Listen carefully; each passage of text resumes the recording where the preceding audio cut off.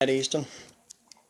You guys wanted, or really, a few of you wanted me to do some tuning tips on how to build a really fast car. As you can see behind me, most of my trophies and achievements I got over the years. Been doing racing for a very long time. The fact of the matter is, I'll tell you guys I'll give you guys a few hints about what the tune-up I'm running in my Trans Am. The engine is actually a myth. The engine is called Frankenstein. It's an engine I built a long time ago. Wanted to run it. Dyno was insane. So I stuck it in a Trans Am. If I was going to stick Frankenstein into any car, that car had to be iconic. So I stuck it into a rare Firebird formula. Here's a hint.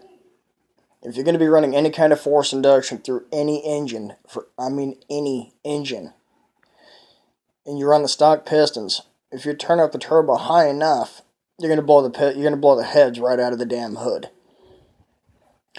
That'd be a big mistake. You want to know how to prevent that?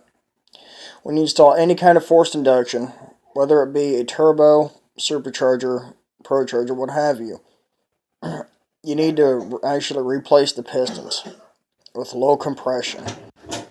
As low compression as you can.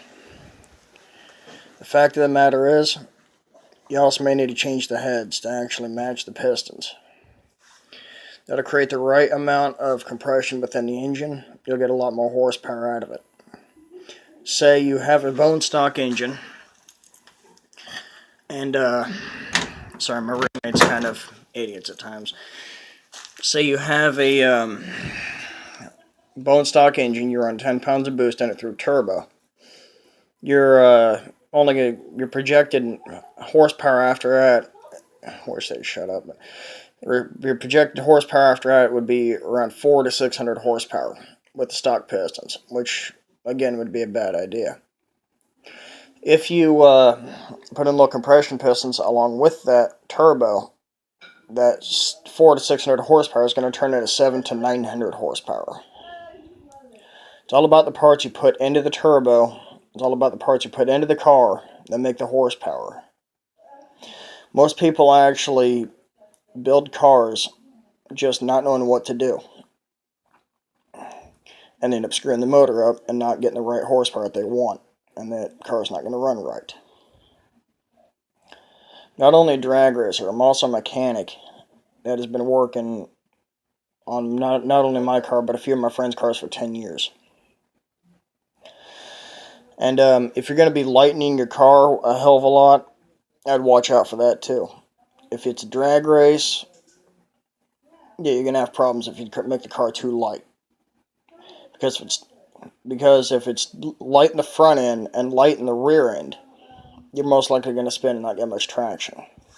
Trick to drag racing is you lighten up the front end before you lighten up the rear end. The rear end has to be a lot heavier than the front end for drag racing. Now, if it's for circuit or drift is a lot similar like drag racing setups. Only use tires that are not meant to get any traction, but the rear end still has to be a little bit heavier than the front end in order for the rear end to kick out if it's rear wheel drive. If it's front wheel drive, go ahead and make the car as light as hell as you can make it. That'll make it easier to go around the corners. When it comes to circuit, you have to have a balance of grip, lightweight chassis,